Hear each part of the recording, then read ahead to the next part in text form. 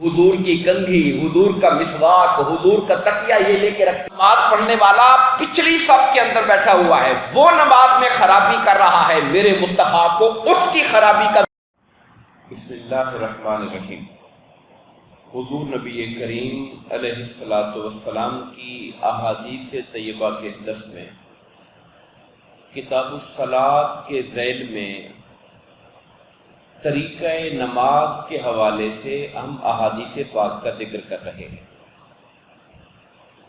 और इस एतबार से ये बहुत अहम अहादीस और रिवायात हैं जिनकी रोशनी में हमें हुजूर नबी करीम अलैहिस्सलातु वस्सलाम के नमाज अदा करने के तरीके के हवाले से रहनुमाई मिल रही है।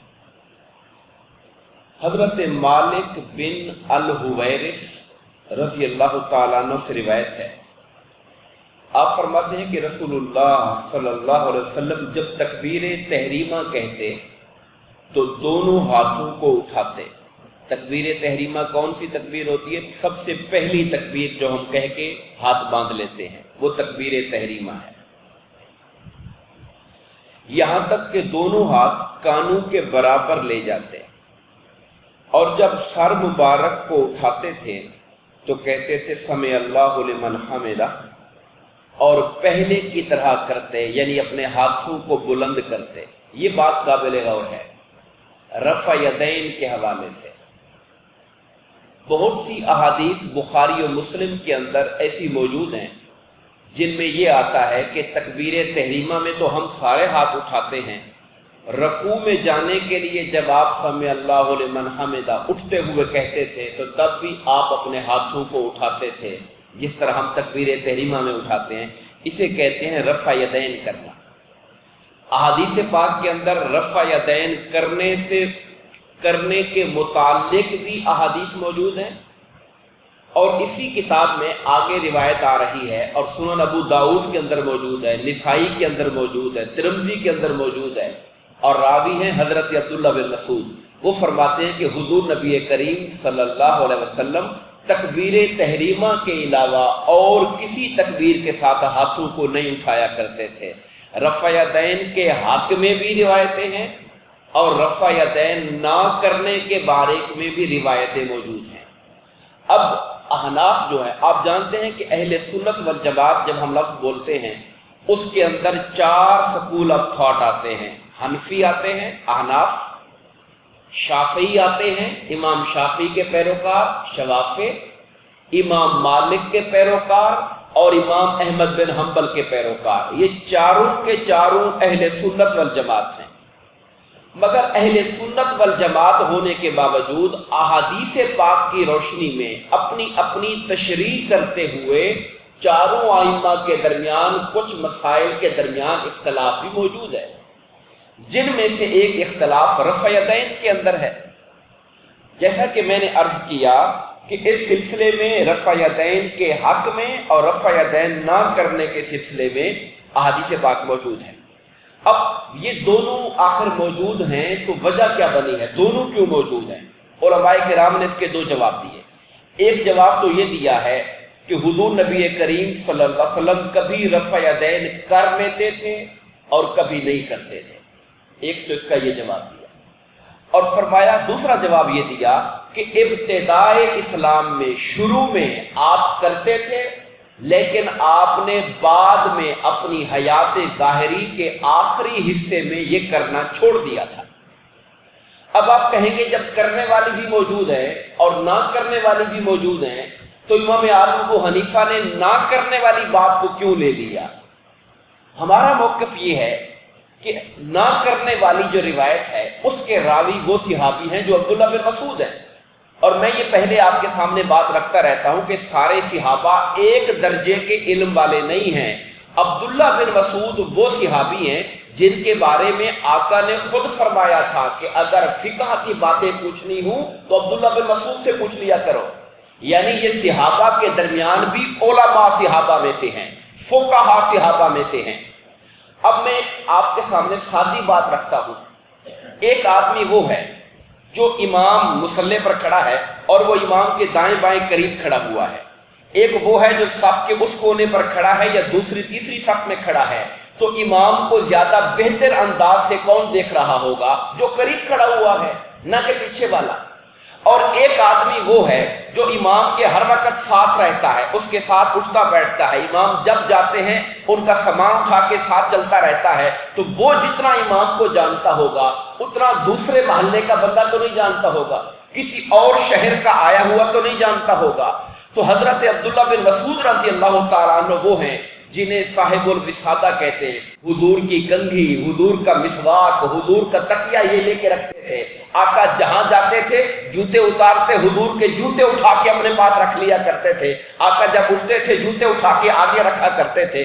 یہ وہ ہیں جنہیں سب سے زیادہ حضور نبی کریم کا قرب سفر میں، حضر میں، ہر حال میں رہا۔ اس لیے امام اعظم فرماتے ہیں جتنا انہیں حضور کے نماز کے طریقے کا پتہ ہوگا اتنا کسی اور کو پتہ نہیں ہوگا، اس لیے انہوں نے ان کی روایت کو قبول فرما لیا اور رفع یدین کو ترک کر دیا ہے۔ یہ میں نے آپ کے سامنے لاجک اور منطق رکھی ہے جو اہل سنت والجماعت کے اندر آپس میں اختلاف کے اندر موجود ہے۔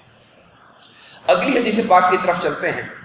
حضرت وائل بن حجر رضی اللہ تعالیٰ عنہ روایت فرماتے ہیں، آپ فرماتے ہیں کہ میں نے دیکھا رسول اللہ صلی اللہ علیہ وسلم جب نماز میں داخل ہوتے تو اپنے ہاتھ کو اٹھاتے، یعنی تکبیر تحریمہ میں ہاتھوں کو اٹھایا، اللہ اکبر کہا، اور پھر آپ نے اپنے ہاتھ کپڑے میں لپیٹ لیے اور اپنا داہنا ہاتھ بائیں ہاتھ پر رکھا۔ میں یہاں دو باتیں آپ کو بتانا چاہتا ہوں۔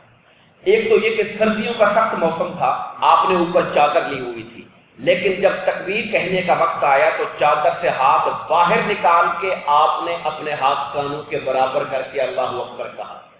یعنی سردی شدت جتنی بھی ہو، ہاتھوں کو باہر نکال کر تکبیر کہنا یہ حضور کی سنت ہے۔ اور پھر بعد میں اپنے ہاتھ واپس کپڑے میں لے لیے۔ اگر شال تھی یا کوئی اور چیز تھی تو ہاتھ نکالے اور ہاتھ نکال کے پھر دوبارہ شال کے اندر کر لیے سردی سے بچنے کے لیے۔ دوسری بات یہ بتائی گئی کہ آپ نے اپنا داہنا ہاتھ اپنے بائیں ہاتھ کے اوپر رکھا، یعنی یہ بھی سنت ہے حضور نبی کریم صلی اللہ علیہ وسلم کی کہ اپنا جو داہنا ہاتھ ہے اسے بائیں ہاتھ کے اوپر، بائیں بازو کے اوپر باندھا جائے، جیسا کہ میں نے آپ کے سامنے رکھا ہوا۔ اگلی حدیث پاک کی طرف چلتے ہیں۔ اچھا، اب یہاں پر ایک الگ بحث ہے، چونکہ حدیث پاک آ رہی ہے تو میں چاہتا ہوں وضاحت کرتا جاؤں۔ یہ جو ہاتھ پر باندھنا ہاتھ ہے، یہاں پر پھر اہل سنت والجماعت کے درمیان اختلاف رائے موجود ہے کہ ہاتھ یہ جو باندھنا ہے یہ ناف پر باندھنا ہے، نیچے باندھنا ہے، اوپر باندھنا ہے، یہ سینے پر باندھنا ہے۔ اس بارے میں یاد رکھیے کہ حضرت امام مالک رضی اللہ تعالیٰ عنہ کے علاوہ، امام مالک کو چھوڑ کر باقی تینوں امام اس بات پر متفق ہیں کہ ہاتھوں کو ہاتھ پر رکھنا چاہیے۔ امام مالک کا موقف ہاتھ کھلا چھوڑ کے نماز پڑھنے کا ہے۔ یہ بات بھی آپ کے علم میں ہونی چاہیے کہ اہل سنت والجماعت کے اندر جو مالکی لوگ ہیں، امام مالک کے پیروکار، وہ ہاتھ نیچے چھوڑ دیتے ہیں۔ جب وہ تلاوت کرتے ہیں، فاتحہ اور سورت میں لاتے ہیں تو وہ ہاتھ باندھے نہیں ہوتے، ہاتھ چھوڑے ہوتے ہیں۔ اسے کہتے ہیں ارسال یدین، ہاتھ چھوڑ کے نماز پڑھنا۔ یہ امام مالک کرتے ہیں۔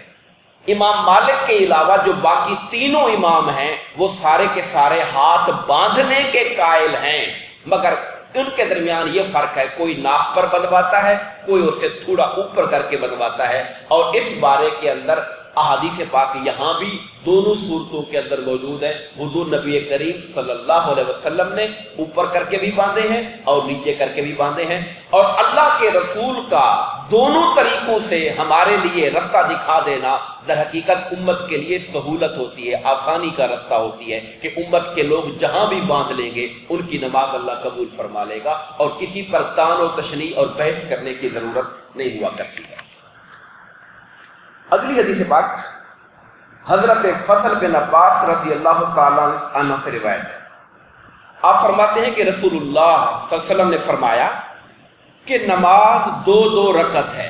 یہ نفل نماز کی بات ہو رہی ہے کہ 2 رکعت سے کم کوئی نماز نہیں ہوتی، یعنی 1 رکعت کی نماز نہیں ہوتی، نماز کم سے کم 2 رکعت کی ہوا کرتی ہے، اور ہر 2 رکعتوں کے بعد التحیات پڑھنا چاہیے، اور عاجزی اور نیاز مندی کرنی چاہیے، اور پھر اپنے ہاتھ اٹھا کر دعا کرنی چاہیے۔ ہمارے ہاں بعض لوگوں کو اس پر بھی ہوتا ہے کہ جی ہاتھ اٹھا کر دعا مانگنا کہاں سے ثابت ہے؟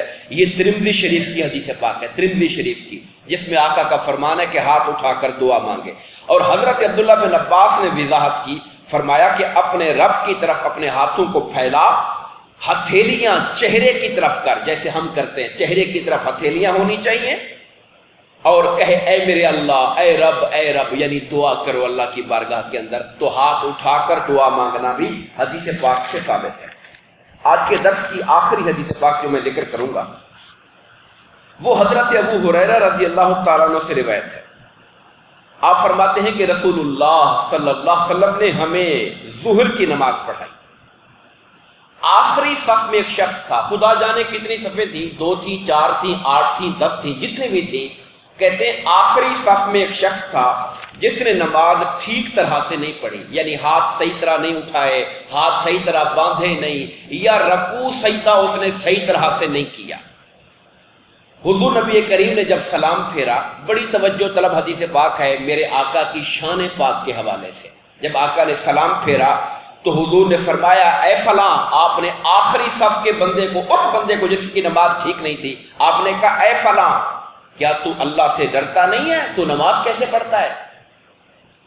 حضور امامت فرما رہے ہیں، آپ کا رخ خانہ کعبہ کی طرف ہے اور نماز پڑھنے والا پچھلی صف کے اندر بیٹھا ہوا ہے، وہ نماز میں خرابی کر رہا ہے، میرے مصطفیٰ کو اس کی خرابی کا بھی پتہ ہے کہ وہ کیا کر رہا ہے۔ تو آپ نے سلام پھیر کے کہا اے فلاں، تو اللہ سے ڈرتا نہیں ہے کہ تو نماز میں کیا کر رہا ہے؟ تم یہ سمجھتے ہو کہ تمہارا عمل مجھ سے چھپا ہوا ہے؟ قسم ہے اللہ کی، میں مصطفیٰ جس طرح آگے دیکھتا ہوں اسی طرح پیچھے بھی دیکھتا ہوں میں۔ اللہ نے ہمارے آقا کریم علیہ الصلوۃ والسلام کو یہ شان معجزہ عطا فرمائی تھی کہ ساری دنیا آگے دیکھتی ہے، دائیں بائیں چیز پردے کے پیچھے چلی جائے اسے نہیں دیکھ سکتے، نگاہ مصطفیٰ کو اللہ نے آگے اور پیچھے ہر طرف دیکھنے کی بصیرت عطا فرمائی ہوئی تھی۔ دعا کریں اللہ تبارک و تعالی ہمیں حضور نبی کریم صلی اللہ علیہ وسلم کے طریقہ مبارک کے مطابق اپنی نمازوں اور اپنی زندگی کو گزارنے کی توفیق عطا فرمائے، آمین۔ وما علینا الا البلاغ المبین۔